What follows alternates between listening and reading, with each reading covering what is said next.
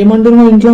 నువ్వు కాలేజ్ పోకు అన్నాడు. దేనికి అంటే నేను రేపు నేను తీసుకోపోతే పోలీస్ స్టేషన్ లో సైన్ పెట్టు, అన్న టార్చర్ చేస్తున్నా అని చెప్పేసి నేను మిగతాది ఏం రాపియాలో నేను అది రాపిస్తా అని మా డాడీ అంటుండు. అంటే ఇప్పుడు టార్చర్ చేపిస్తాను చెప్పి సైన్ పెట్టడం ఏంటండి? ఇప్పుడు నీ మీదికి రావాలని చూస్తున్నారు వాళ్ళు అంతే. నా మీదికా? అదే దేనికి? ఇప్పుడు ఆల్రెడీ అప్పుడు మాట్లాడినాము, అయిపోయింది, మళ్ళీ ఇప్పుడు ఎందుకు అంటున్నావు? ఏమో అంటే ఎవరు ఇప్పుడు డాడీకి? ఇప్పుడు డాడీ చేస్తుండా? మా డాడీ చేస్తున్నా, అది మొత్తం మా బావ ప్లాన్. మీ బావ ప్లానా? నిన్న సాయంత్రం మంచిగా ఉండు. సరే ఇప్పుడు ఏమైనా ఉంటే మరి మీ బావ నాకైనా ఫోన్ చేయాలి కదా. ఇప్పుడు అది మళ్ళీ ఏమైంది రాబోయే ఇది అని చెప్పి నన్నైనా అడగాలి కదా. ఏం అడగలేదు కదా, అదే కదా నా ప్రాబ్లం. ఏం చెప్తలేదు, ఏం చేస్తలేదు, నన్ను ఇట్లా పెట్టమంటారు. నువ్వేమనుకున్నావు చెప్పు ఒక మాట. నేను ఎడికైతే అడికా అని నేనున్నా.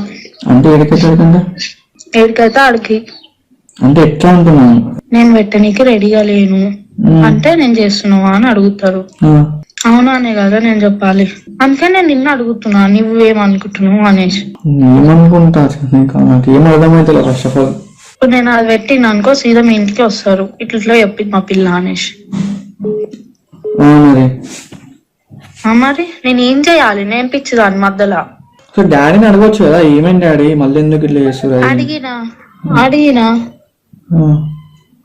ఏం లేదు, నువ్వు వచ్చి సైన్ పెట్ట అంతే. ఏమని సైన్ పెట్టమంటున్నాడు డాడీ? వాళ్ళంతా రాసి పెడతారంట, నువ్వు ఉత్తే అవును నన్ను టార్చర్ చేస్తున్నావు అని చెప్పి నువ్వు సైన్ పెట్టు అంతే.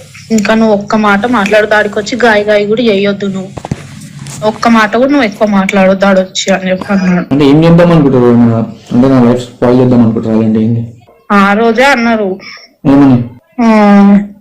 నేనైతే వదిలా నడుచుమా, మీరు వదిలేసినా సరే నేనైతే వదిలా అని అనేసి అన్నాడు మా బావ. అంటే నన్ను కూడా అన్నాడు, మీరేమన్నా చేసుకోరి, నేనైతే ఇద్దరిని వదిలా, ఇద్దరిని చంపేస్తా అని అన్నాడు. అయితే నేనన్నా అవును మీకు మనుషుల మీద ఎప్పుడు ఉందని, ఇప్పుడు మీకు అసలు మనుషులు అంటేనే విలువలేదు మీ ముఖాలకి అని నేను ఒర్రినా. ఏమంటలేదు.